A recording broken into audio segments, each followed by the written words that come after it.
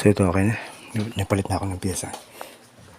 Hindi pumapasok yung water niya. Kaya siya nag-i-error ng force. So hindi siya nag-wash. So lagay ko lang sa number 1. Water level. So yan. Start.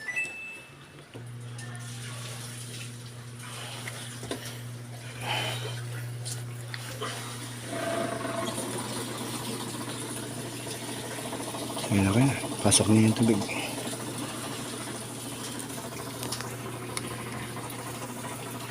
Yan. So kanina walang ubong yan. Ito kasi ganitong Samsung. Maingay yung solenoid valve niya. Medyo may tulog na ubong.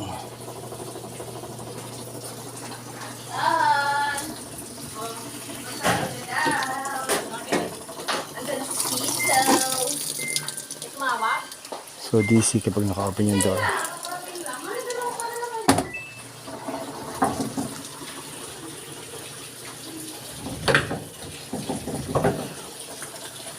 So yung automatic washing machine na dito. Ayan. Dati nasira yan. Napalitan ko na rin ng board. Kaya lang naka-expose siya dun sa may ulanan. Kaya lang masira ulit. So hindi ako available para mag-service sa kanila. PC. Pinagawa ni ma'am. Kinumbert dun sa manual. Kinumbert yung ibang technician sa manual. Lagyan ng pindutan. Yun ang pihitan. Naging manual na yan eh. Oo, kung ako parang nang gumawa niyan, hindi magiging manual yan. Kaya kong repair yan. Kasi maganda pa rin na automatic.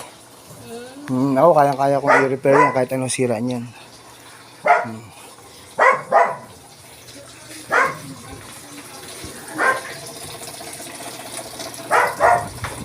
So mamaya ba siya to.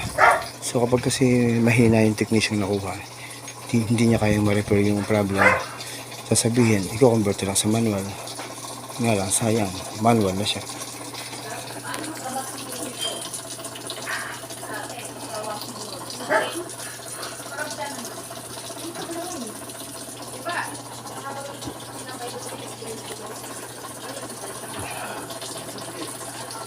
Balik tumawag sa akin si Ma'am dito para pagawa ulit yan. Nga lang, hindi ko siya napuntahan kasi ang dami kong schedule. Kaya pinagawa niya sa iba, convert sa manual. Pero kung akong nakapunta dyan, hindi magiging manual yan kasi kahit anong sira niyan, kaya kong repair. Dati kasi nandito yan, naulanan.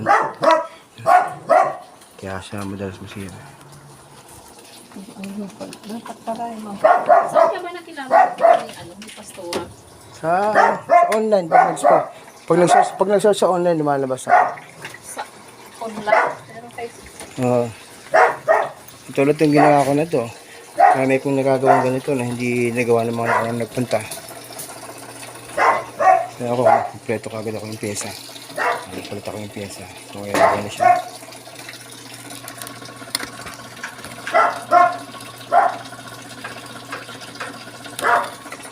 Hintay ko lang ng abot yung water level number 1 para mag-wash siya.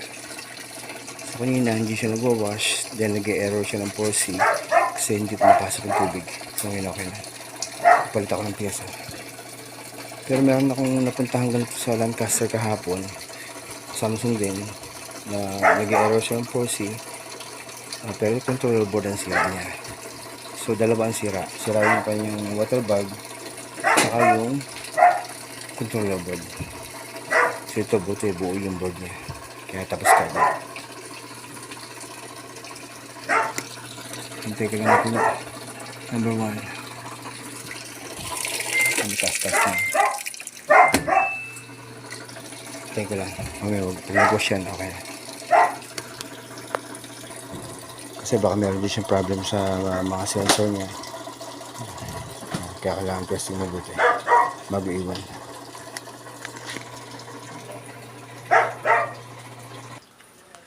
Tuloy yan, tumigil na yung pagkargayan. Bumasa siya. Diba? Pag binubuksan mo, hindi naman ito. Yan. So, titigil yung tubig kapag naabot na yung water level.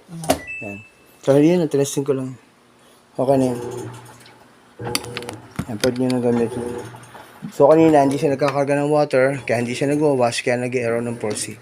So, nagpalit ako ng piyesa, okay na. Diba? Kapag expert, may piyesa ka agad. Hindi katulad ng iba. Kata mo, yung washing machine niya na yun, na-convert patuloy sa manual. Kung akong nakagawa nun, hindi magiging manual yan. Kasi kayang-kaya kong i-repair yan, ano man ang sira niya. Ganun yun. Binuksan pa yung ano nun eh, yung nag-iikot kasi maraming fiber na nakaano sa ano. Kasi sayang naman, kasi napakalaking bagay ng automatic. Iiwan mo lang. Kung saan alarm ka, mag-alarm pag Kusa, okay na yan. So, okay na po ito. Then 3 months warranty po tayo. Sabi lang kay Pastora, okay na yan. sabihin ko muna sa kay Pastor. Ito si Pastora dito sa Southwest Village. Yan, suki ko yan. So, dati niya nang naipagawa sa akin itong washing machine na to. Napalitan ko ng controller board. Kaya nga lang, hindi to siya naka-expose sa ulanan dati. Kaya nilipat na nila. Kaya nung sira ulit. Asit lang kuya. Apa. So, nung nasira ulit, hindi ko siya napuntahan nung tumawag siya sa akin kasi busy ako. Kaya napagawa niya sa iba. Yun nga lang, na-convert niya sa manual. Nagkaroon tuloy lang yung pihitan.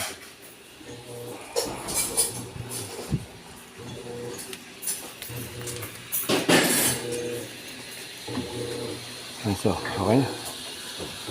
Kompleto ko agad ang pyesa. Nung tumawag sila sa akin, alam ko na agad ang problema tsaka yung dadalang pyesa.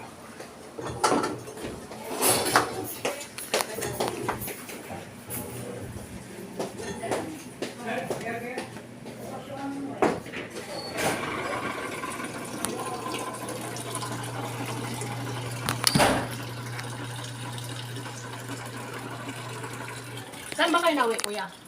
Pipindot. Ito kumot. Ito lang sa mga tisot, sa mga magagaan. Kaya nagulat nga kami, umiilaw naman, tsaka ano naman, bakit hindi, naikot, hindi na nag-wash. Marami akong nagagawang ganyan na hindi nagawa ng ibang technician. Kasi either hindi nila alam yung problema or walang pyesa. Yung may pinuntahan akong ganito kahapon sa Lancaster, mas malala ang sira niya, controller board ang sira. Lahat pinalitan mo. Hindi, bali kailangan pa ng pyesa. Umorder pa ako. Mas mahal ang bayad niya kasi mas mahal yung pyesa. So naging 40 na siya. So okay na yung ano niya. Okay na po yun. Pag naglaba. Tingnan mo Pastora, okay na daw. Okay na ma'am, nagwawash na po siya. Nagpalit po ako ng pyesa.